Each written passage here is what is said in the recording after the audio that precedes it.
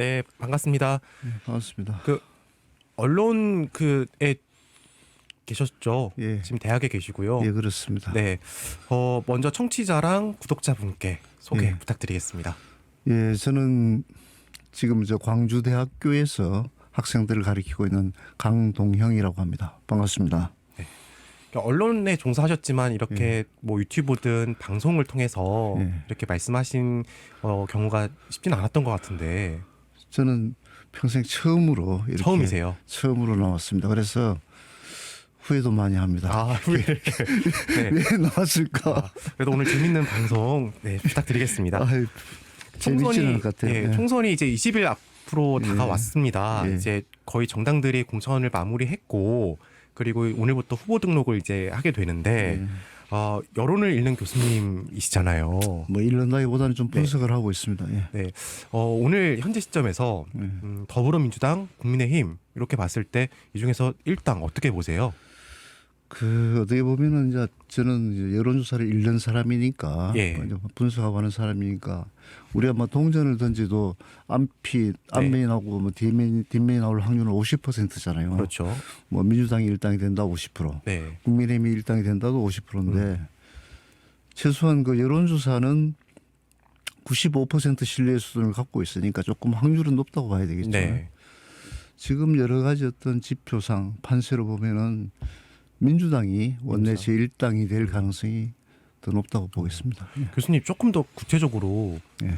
몇 석 정도 보시는지 여쭤봐도 될까요? 글쎄요, 이게 몇 석 정도는 항상 그 전제 조건이 필요하거든요. 아, 요즘 사람들은 뭐 150석도 된다, 아니면은 뭐 170석.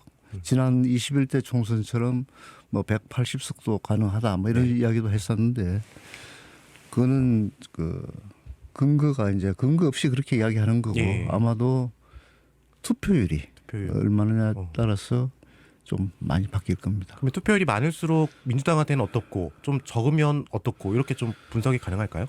그거는 좀 길게 가능한데요. 지금 바로 하자면은 투표율이 한 60%가 그 포인트라고 봅니다. 이게 뭐냐니까 60%가 넘어가면 민주당이 막 일당되는 거는 아주 쉽다. 그 대신 50%대 50% 초반이면은 국민의힘이 오히려 이긴다. 중반 되면은 거의 비슷할 것이다. 60%가 되면은 민주당이 좀 유리하다. 65%가 되면은 꽤 많이 이길 수 있다. 뭐 이 정도로 말할 수 있겠습니다.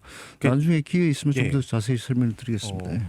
2020년도 21대 총선 때는 66% 그리고 2016년도 때가 58% 정도 나왔죠. 그렇습니다. 예.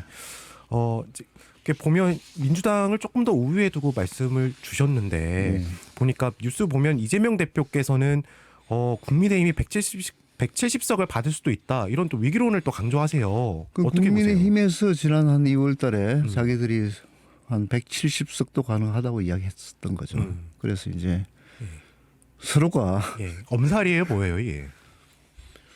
그러니까 투표율에 따라서 그럴 수도 있습니다. 투표율에 따라서 그렇다는 점. 민주당 쪽으로 대체로 조금 더 우위에 두시는 좀 어떤 뭐랄까 좀 기준, 좀 판단 근거가 어떻게 될까요?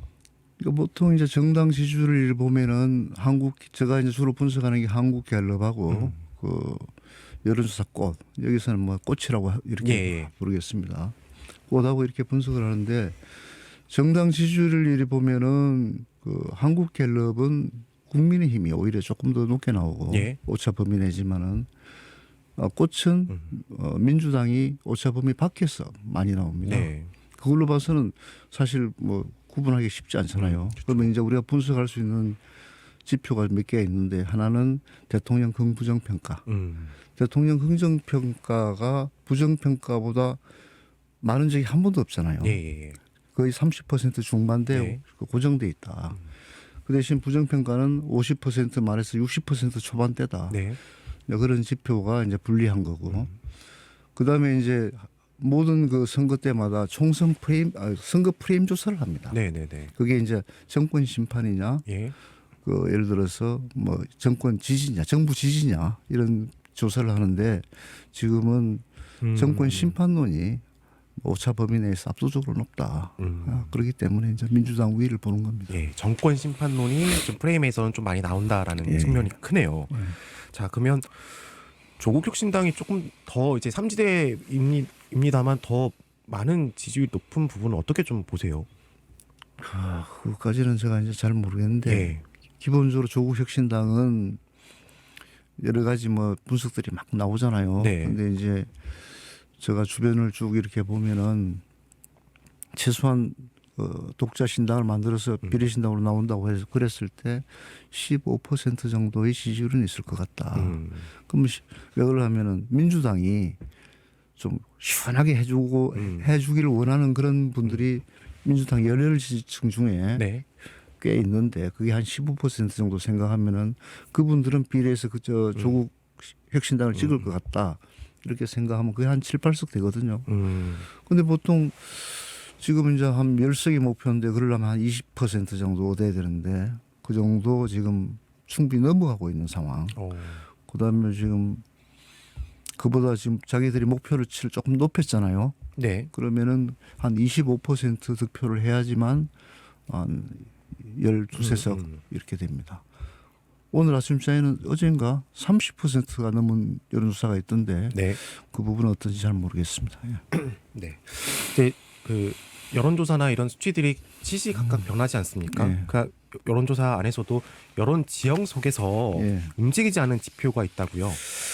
예, 이제 그런 게 여론조사가 이제 주로 우리가 하다 보면은 대통령 긍부정 평가하고 그다음에 정당 지지율을 주로 조사를 합니다. 그런데 정당 지지율은 무당층이 많기 때문에 네. 계속 그 좀 들쭉날쭉합니다. 네. 그리고 이제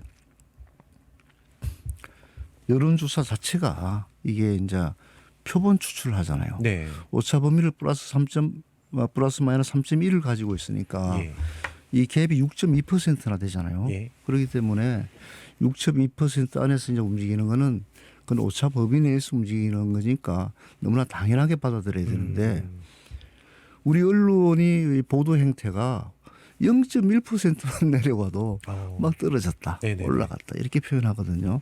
그럼 보통 3.1% 내의 등락은 그냥 오차 범위 내에서 움직였다. 거의 같다. 네. 이렇게 통계적으로 그렇게 봐줘야 되거든요. 그래서 이제 그렇게 움직이는 것처럼 보이지만 사실상 그 갤럽하고 꽃은 그렇게 큰 폭의 움직임은 없다. 그 대신 리얼미터처럼 그 ARS 여론조사를 하는데 네. 이런 데는 좀 진폭이 큽니다. 왜냐하면 표준 편차 때문에 오차 범위 때문에. 그런데 이제 거의 움직이지 않는 거. 예를 들어서 예. 정당 지지율은 막 서로 크로스가 네. 되는데 변하지 않는 지표가 바로 이제 그 대통령 긍부정 평가, 국정운영 긍부정 평가. 예를 들어서 정권 심판이냐 정권 견제냐 하는 지지냐 견제냐 하는 정권 심판론 이런 부분은 지표가 전혀 변하지 않는다. 예. 그렇습니다. 아까 말씀하셨던 여론조사 기관들이 한국에 많잖아요. 예. 근데 요즘 보면 꽃이랑 갤럽을 두고 이렇게 비교를 하면서 보시는 분들도 많으시더라고요. 예. 이게 주목받는 이유가 있을까요? 기본적으로 이제 그쪽에 이제 캐티 여론조사 방법을 해가지고 전화 면접조사는 면접조사인데 네. 직접 이제 전화를 걸어서 사람이 이제 인터뷰를 하는 거예요. 예. 그런데 거기에 캐티라는 게 뭐냐니까 컴퓨터의 어시스트, CA, 네. 컴퓨터의 도움을 받아서 전화로 인터뷰하는 거 이게 캐티거든요. 네. 그러니까 거기는 조사원의 어떤 그 주관이 개입이 좀 들어집니다. 예를 들어서 네. 그 상대가 답변하는 게 컴퓨터에서 다 입력을 하니까. 네. 그래서 그냥 순수한 전화 면접 조사보다도 오히려 더 좋다. 그렇지만은 ARS 조사는 예. 그냥 전화가 계속 전화 오면서 자기가 눌리는 거거든요. 그러니까 정치 고관여층이 관여한다. 그리고 이제 캐티 조사에서는 조사원이 여러 번 컴퓨터가 전화를 합니다. 그 무작위 추출한 그 표본에 대해서. 네. 그래서 그 표본 자체가 모집단을 훨씬 더 잘 대표한다. 그렇기 때문에 이제 품질이 좋다고 그러죠. 그러니까 여론조사 방식에 대한 좀 차이를 거기다가 네. 한국갤럽은 약간 좀 보수 정향의 기관이다. 네. 여론 매체 기관, 조사 기관이다. 그리고 그 여론조사 꽃은 네. 진보 성향의 기관이다 그러기 때문에 두 개를 딱 보면은 하우스 이펙트, 하우스 효과를 이렇게 볼 수가 있습니다. 하우스 효과. 예. 이게 진보 성향이 있거나 보수 성향이 있거나라고 하시는데 조사 방식은 같은데 예. 결과가 다르게 나오는 그 차이는 어디서 나오는 그게 거예요? 아까 방금 말했던 하우스 효과라고 그러는 건데요. 갤럽 여론조사에서는 보수 이념적으로 보수 성향이라고 생각하시는 분들이 조금 더 편안하게 적극적으로 응답을 합니다. 네. 그다음에 여론조사 꽃에서는 진보 성향인 분들이 보다 자기를 숨기지 않고 적극적으로 대답을 하다 보니까 표면적으로 보면은 이쪽은 표집이 진보층이 조금 많은 것 같고 꽃은 뭡니까 갤럽 같은 경우는 보수 성향 표집이 좀 많은 것 같은데 예. 보통 그 차이가 이제 우리가 표본 오차가 플러스 마이너스 뭐 3.1이라 그러니까 3%나 예를 들어서 5% 정도까지는 그냥 넘어갑니다. 그런데 그 이상이 나왔다. 네. 그런 거는 확실히 과표집이다. 이렇게 보면 되겠습니다. 그럼 전화를 받는 사람들의 정치적 성향에 따라서 그 기관의 어떤 그 참여하는 그 적극성이 다르죠. 적극성이 달라진다라는 그게 이제 하우스 말씀이시고. 이펙트죠. 그러면 그 각 기관 그 두 기관을 좀 놓고 비교를 해보면 예를 들어 뭐 샘플이라든지 이런 뭐 몇 명한테 전화를 돌렸는지 이런 것들의 차이도 있나요? 그 응답률에서 나오는 거죠. 그러니까 응답률? 여론조사에서는 응답률이 굉장히 중요한데 리얼미터 같은 경우는 응답률이 한 2.6%에서 3%입니다. 네. 예를 들어서 1,000개의 샘플을 구하려면은 한 5만 개, 6만 개를 전화를 해야지만 네. 그게 가능하게 됩니다. 그렇지만은 꽃이나 한국갤럽은 응답률이 15% 예, 예. 이렇게 되거든요. 10% 이상이 되기 때문에 거기는 뭐 10,000개 샘플 이 정도만 돌려도 전화를 걸어도 자기들이 원하는 그 추출을 할 수가 있습니다. 그래서 제가 이제 학교에서 가르칠 때는 자동응답 조사를 하는 거, 그다음에 여론조사 응답률이 6% 이하인 그런 여론조사는 좀 무시해도 좋다. 그 대신 최소한 응답률이 6% 7% 이상 되고 전화 면접 조사를 주로 참고해라. 예, 예. 그런 측면에서 보면은 갤럽하고 그 리얼미터가 딱 비교하기가 제일 좋죠. 아, 그렇군요. 성향도 다르고. 예, 예. 그러면 서로가 이 친구들이 어떻게 조사가 돼서 이렇게 됐구나 하는 걸 좀 감을 잡을 수가 있습니다. 그렇군요. 그러면 꽃과 갤럽을 보면 그 샘플 수는 비슷한 거예요? 똑같습니다. 1,000개. 같아요. 그러니까 보통 이제 표본 오차라고 하는 것은 예. 1,000개를 기준으로 그냥 플러스 마이너스 3.1. 네네네. 그러면 표본 오차가 1이 되려고 하면은 표본을 9,000개를 뽑아야 됩니다. 근데 왜 그러면 1,000개를 주로 하느냐? 비용 때문에 그렇죠. 9,000개를 뽑아가지고 여론조사를 하면 제일 좋은데 그거는 이제 오차 범위 1밖에 안 되니까 비용이 너무 많이 들잖아요. 그렇군요. 그럼 여론조사를 좀 이게 건강하게 좀 보려면 네. 그 두 개를 좀 잘 섞어서 보면 되나요? 응답률을 하고 예. 전화 면접 조사를 했느냐 아니면 자동 응답을 했느냐 아, 전화 그거 보면은 이거는 좀 신뢰가 안 된다 하는 것들이 있습니다. 그렇군요. 이렇게 여론조사 이게 전화 면접 방식 같은 걸 보면 예를 들면 이제 뭐 갤럽이든 꽃이든에서도 전화를 걸 때 이게 뭐 보수 성향인 사람들 아니면 진보 성향인 사람들을 위주로 더 많이 거는 뭔가 그 표본 표집단이 있는 거예요? 아니면 그냥 다 전국적으로 랜덤하게 돌리는데 우연히 그 사람들의 반응이 조금 더 강하게 나오는 거예요? 그렇죠. 무작위 추출이죠. 그거는 기본입니다. 왜 그러면 여론조사는 과학이잖아요. 과학이기 때문에 절차가 있습니다. 무조건 표본은 무작위 추출을 해야 된다. 랜덤으로 해야 된다. 첫 번째. 네. 두 번째는 그 대신 이제 나이하고 이런 연령별하고 많은 차이가 있기 때문에 우리는 연령별, 지역별로 할당 추출을 겸합니다. 할당을 하되 무작위 추출. 근데 보통 이제 그 할당하고 무작위로 한 그 샘플이 100% 다 해주면은 정말 플러스 마이너스 3.1에서 정확하게 나옵니다. 그렇지만은 응답을 안 하잖아요. 보통 이제 학자들은 30%의 응답률이 왔을 때 정말 여론조사는 정확하게 반영할 수 있다고 그러는데 옛날에는 30%쯤 됐습니다. 근데 지금은 많아야 15% 아니면은 캐티 조사를 하더라도 10% 이렇게 되거든요. 네. 그래서 이제 응답률이 뚝 떨어지는 바람에 여러 가지 가중치를 적용합니다. 그러면 예를 들어 보수 성향의 사람들이 네. 전화가 왔는데 갤럽에서 하는 어떤 반응과 꽃에서 전화가 오면 예를 들어 전화를 갑자기 끊는다거나 안 한다거나 그런 확률이 더 많다는 거잖아요. 그럴 수도 있고 예. 예를 들어서 처음에 여론조사를 할 때 한국갤럽입니다 하고 전화가 올 거 아니에요. 예. 그러면 이제 보수 성향인 사람들은 오 하고 아니면은 진보적인 사람도 전화를 받았는데 대통령의 긍부정 평가까지는 뭐 부정이라고 했는데 네. 다음에 그 다음 묻는 질문이 정당 지지율이거든요. 그 정당 지지율에 가서는 뭐 정당 지지하는 데 없음 하고 무응답으로 수어버린다는 거지. 예, 예. 그래서 정당 지지율이 정당 지지율을 조사해서는 무당층이 너무 많기 때문에 그걸 가지고는 총선 예측이 불가능하다. 네, 그렇습니다. 이게 적극적으로 이렇게 하는 게 더 유리하잖아요. 그 유권자들 전화 받는 사람 입장에서는. 그런데 이제 제가 쭉 보니까 네. 묘한 게 있더라고요. 네. 예를 들어서 진보 정권 하에서는 보수 성향의 사람들이 무당층으로 많이 숨습니다. 그걸 갖다 우리는 샤이 보수라고 부릅니다. 예, 예. 그다음에 보수 정권 하에서는 진보적인 성향을 가진 사람들이 무당층으로 많이 숨어버립니다. 네. 그걸 갖다 샤이 진보가 있다 그럽니다.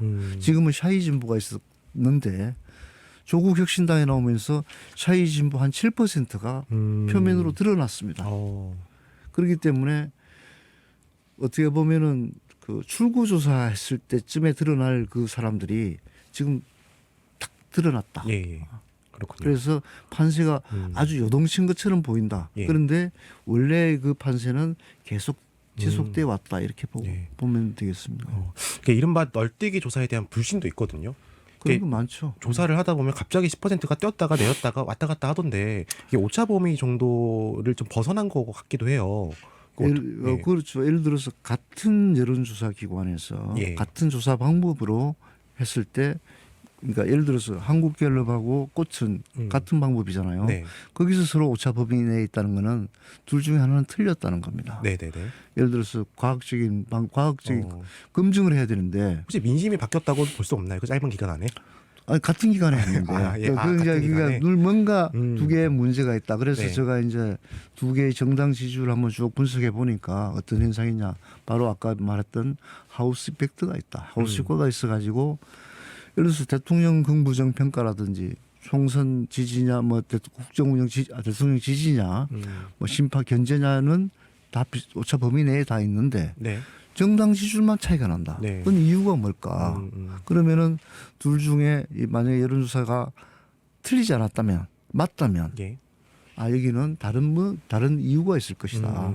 그게 바로 샤이 진보냐 사이 보수냐의 그 차이에서 숨어 있는 무당층이 많고 적음이 결정한다. 이렇게 봅니다. 그게 조국 혁신당이 좀 출범하면서부터 그 모습이 조금 더 두드러지게 나타난다는 숨어 있는 거예요. 예를 들어서 갤럽의 무당층이 10% 가까이 줄어들었거든요. 예, 예. 7, 8% 줄어들었거든요. 그게 딱 드러나니까 네. 정당 지지율도 차이가 나잖아요. 그리고 이제 얼마 전에 언론에서 엄청나게 많이 보도했던 내용들이 하나 있는데요. 네. 서울 지역이 무슨 20%가 차이가 났다 막 이런 네. 거 들었을 거예요. 네, 17%뭐 이긴다. 이게 들락날했다. 네. 그거는 정말 우리 언론이 좀 조심해야 될 부분인데 실질적으로 그렇게 됐는데 네. 보통 서울의 인구수는 전체 한 18.7%쯤 되거든요. 네. 그래서 보통 1000개 중에 187개 정도를 표집을 합니다. 그러면 표본이 187개면은 표본 오차가 얼마냐? 아까 제가 내려오면서 이렇게 계산해 보니까 7 플러스 마이너스 7.2예요. 7.2%. 그러면 14, 5% 정도의 차이는 오차 범위 내에 있는 거예요. 네. 그러면 20%는 약간 좀 벗어나 있기는 하죠. 그렇지만 다시 뭐 다음 주에 10% 떨어졌다. 그거는 오차 범위 내에서 움직이는 거다. 그렇죠. 예. 왜? 표본이 너무 적기 때문에 네. 오차 범위가 크다. 네네네. 그렇게. 그렇군요. 그래서 이제 그걸 고려하지 않고 물론 갤럽에는 그 보고서에 그리 적어놨습니다. 지역별, 연령별의 그 등락은 참고하는데 신중을 네. 기하시오. 오차 범위가 너무 큽니다. 이렇게. 네. 그러니까 언론사의 어떤 여론조사를 실시간으로 이렇게 기사화하면서 예. 이른바 언론사 뭐 여론조사 가스라이팅 이런 표현들도 있던데 그 아까도 말씀 주셨지만 그 이른바 그 분석가들이나 이런 분들이 그 문어분들이 많잖아요. 예. 이런 분들 이제 신뢰도가 어때요? 글쎄요, 뭐 다들 어떤 여기서 보니까 국민의힘 압승한다는 것도 있고 그러니까 아까 이제 170석 이야기도 많이 나오던데 보통 이제 뭐 어떤 근거를 가지고 이야기를 하겠죠, 그죠? 네. 뭔가 자기의 어떤 근거를 가지고 이야기하겠지만 보통 그렇게 말씀하시는 분들은 보면은 근거는 이야기하지 않더라고요. 어, 뭐 나는 뭐 170석 예상한다. 뭐 예를 들어서 나는 180석 예상한다. 뭐 150석 예상한다. 이렇게만 이야기를 하지. 네. 어떤 근거로 할 거냐. 예를 들어서 지금 뭐 전체 지역구가 200 몇 개죠? 254개든가요. 네. 254개 외의 어떤 선거구에 다 예를 들어서 ARS가 아닌 캐티 여론조사를 했다. 네. 그러면은 어느 정도 네. 우리가 볼 수 있겠지만 워낙 그 붙어 있는 게 있어서 오차 범위 내에는 뭐 그렇게 이긴다 진다고 표현하는 게 좀 문제가 있다 이렇게 봅니다. 네. 지금 선거 20일 남겨두고 이제 여론조사도 이제 하고 있는데 예. 지금 남은 이 시점에서 좀 중요한 어떤 그 지표 같은 것들을 어떤 부분을 좀 봐야 될까요?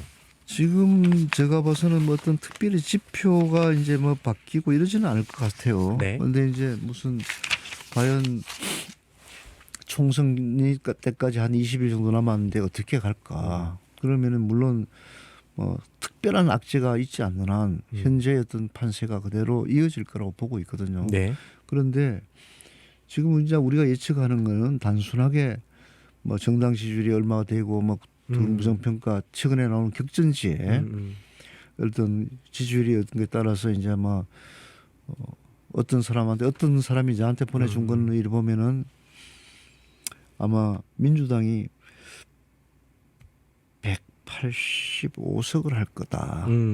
이런 네. 것도 보내왔더라고요. 근데 그런 게 이제 다 그런 걸로 하는 거고 제가 봐서는 제일 마지막 남은 그 가장 중요한 그 변수는 네. 아까 이야기했지만은 투표율이다. 예. 예. 예를 들어서 투표율이 50% 초반이라면 국민의힘이 이긴다 오히려. 왜 그러냐면은 지난 21대 60대 이상 그 투표율이 80%였습니다. 예를 들어서 60대는 79% 네. 투표가 80대는 70대 이상은 70대는 80% 상승도 못하겠죠. 근데 20대는 58% 60%가 안 됩니다. 30대는 역시 50 몇 퍼센트 60대가 안 되고 40대가 내가 보니까 64% 50대가 71%예요. 보통 18세부터 59세까지는 민주당 지지율이 조금 높습니다. 네. 근데 60세 이상은 국민의힘 지지하는 게 거의 65% 이상입니다. 네. 네. 그걸 커버하는 그 투표율이 60%다. 네. 근데 그걸 60% 네. 되면은 아까 제가 네. 전제가 있다 하는 게 민주당이 일당이 된다. 예. 60%를 넘어서서 65%까지 된다면 꽤 많이 이길 수 있다. 네. 그런데 진짜 작년 그 65%가 넘어간다. 그러면은 정말 조국 혁신당이 바람이 불어서 뭐 압승도 할 수 있다. 이렇게 이제 예. 예측은 할 수 있겠습니다. 오늘 여론 전문가님 모셨는데 오늘 핵심이 이제 여론조사 관련이잖아요. 저 여론조사 전문가 아니에요. 예. 여론조사를 읽어주는 그냥 제가 뒤다보고 네. 이걸 좋아하는. 보통 이제 여론조사는 수치만 나열돼 있잖아요. 네. 숫자들로만 나열돼 있는데 보통 기자들이 숫자만 쓰거든요. 몇 네. 퍼센트. 근데 그 숫자가 의미하는 거, 그 숫자 속에 숨어 있는 걸 이제 숨은 그림을 찾아내는 거죠. 예. 저희들은 그렇습니다. 네. 그 오늘 이제 갤럽이랑 꼭 이제 아까 말씀 주셨는데 이게 결과가 좀 다르고 이제 독자든 유권자든 입장에서 혼란을 계속 야기한다면 이 부분을 어떻게 이걸 그냥 계속 둬야 되는 건지 어떤 개선책이 있을까요? 갤럽하고 꽃은 되게 좋은 거고 네. 제가 이제 뭐 어떤 사람들한테 농담으로 그럽니다. 갤럽하고 꽃하고 두 개를 더해서 나누기 2해라. 그러면 대충 그리 가고 있다고 보면 될 거다. 네. 이렇게 이제 이야기를 하니까 뭐 반대하는 사람도 있고 막 일리 있다고 하는 사람도 있는데 그냥 일반인들한테 그렇게 말해주고 싶고요. 보통 그 우리 학생들한테 제가 말하는 거는 응답률을 봐라. 응답률이 3% 이하는 안 된다. 그다음에 이제 ARS 조사는 문제가 있다. 특히 이제 우리가 문제가 되는 거는 이미 작년에도 국민의힘 국회의원들이 6% 이하짜리는 공표 못 하게끔 네. 이런 걸 법제화를 하려고 했습니다. 네. 또 그전에는 민주당에서 그러고. 그리고 또 하나의 문제는 보통 여론조사를 해가지고 언론사들이 공표를 하잖아요. 네. 그러면 우리가 중앙선거 여론조사 심의위원회라고 홈페이지가 있는데 거기 가면은 그 여론조사를 볼 수가 있습니다. 근데 48시간 전에는 공표 이후 48시간 전까지는 세부 데이터를 확인할 수가 없습니다. 예.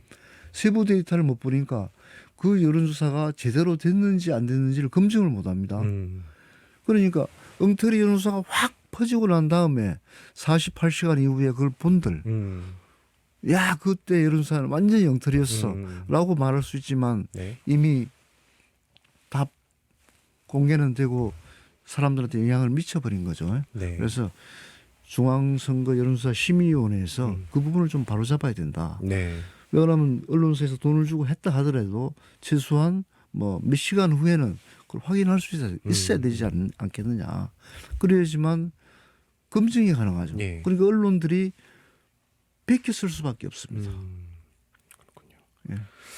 그럼 22대 총선도 총선 결과를 이제 그러면 갤럽과 꽃의 어떤 중간 어느 지점이 될 가능성을 좀 조심스럽게 예측해 볼 수 있을까요? 그건 조금 이제 힘든데 이제 그래요? 우리가 보통 볼 때 민주당이 좀 앞서가고 있구나, 국민의힘이 앞서고 있구나 하는 걸 두 당이 정당 지지율이 워낙 다르니까 네. 한쪽은 민주당이 앞서고 한쪽은 국민의힘이 앞서니까 보통 이제 언론에서는 그냥 평상시에 쭉 가는 거는 보도를 하지 않잖아요. 네네네. 갑자기 탁 올라가는 거 네. 이런 것만 보도를 하잖아요. 네네. 그게 탁 튄다는 거는 뭡니까? 기본적으로 여론조사에 좀 문제가 있었다는 거거든. 갑자기 일주일 만에 팍 튀었다. 이제 그런 것만 보도를 하니까 약간 좀 그 프레임 전쟁에서 저기 민주당한테는 좀 불리하겠는 그런 지형이죠. 네. 언론사가 이제 그러니까. 네, 오늘 여론 읽어주는 교수님과 이야기 나누고 있습니다. 끝으로 좀 하고 싶은 말씀 있으시면 좀 편하게 해주시죠. 글쎄요, 뭐 제가 여론조사를 읽어준다기보다는 제가 이제 뭐 그 학생들 가르치면서 지금 여론조사라고 하는 거는 거의 신의 영역에 도달해 있다. 왜? 숫자로 표시되기 때문에 사람들이 그걸 신뢰를 한다. 그 대신 여론조사는 우리가 말하는 만약에 예를 들어서 윤석열 대통령의 긍정평가가 35%다. 예. 이러면 35%를 이룬 게 아니고 31.9%에서 38.1% 그 사이에 있다. 이 사람의 정당 지지율은 31.9%에서 38.1 플러스 마이너스 3.1을 빼고 더해서 거기에 있을 확률이 95%다. 5%는 틀릴 수도 있다. 예. 그러니까 이거는 수학이기 때문에 그런 건데 너무 1% 올랐다 2% 올랐다에 막 하루에 기분을 상하게 하고 이렇게 하지 마시오. 네. 그러니까 여론사는 참고를 하되 읽으면서 국한으로 읽어라. 네. 그다음에 응답률이 너무 낮은 거, 뭐 5% 이하다. 심지어는 2% 이런 것도 있다. 이런 거는 아예 참고하지 마라. 예. 심지어는 그 이념 성향을 조사도 하지 않는 여론조사도 있습니다. 네. 그런 건 아예 쳐다보지도 마라. 그러니까 도대체 어떻게 했는지를 모르는 거예요. 보통 여론조사를 쭉 하다 보면 설문지의 마지막에 이념 성향을 물어요. 네. 이거는 어떻게 할당을 맞추지를 못하는 거예요. 얼마나 열심히 했냐에 따라서 많을 수도 있고 적을 수도 있다. 그걸 일부러 맞추지는 않거든요. 근데 아예 그걸 표현도 안 해놓는다. 그런 거는 한마디로 말이 안 된다. 여기서 그런 여론조사 기관을 좀 구체적으로 말씀을 네. 드릴 수도 네. 있는데 네. 좀 참으려고 그럽니다. 네. 그건 좀 너무 치명적이니까. 네, 알겠습니다. 네, 그럼 오늘 이야기한 여론조사들의 자세한 내용은 중앙선거 여론조사 심의위원회 홈페이지에서 확인하실 수 있습니다. 오늘 그렇습니다. 교수님 좋은 말씀 감사합니다. 네.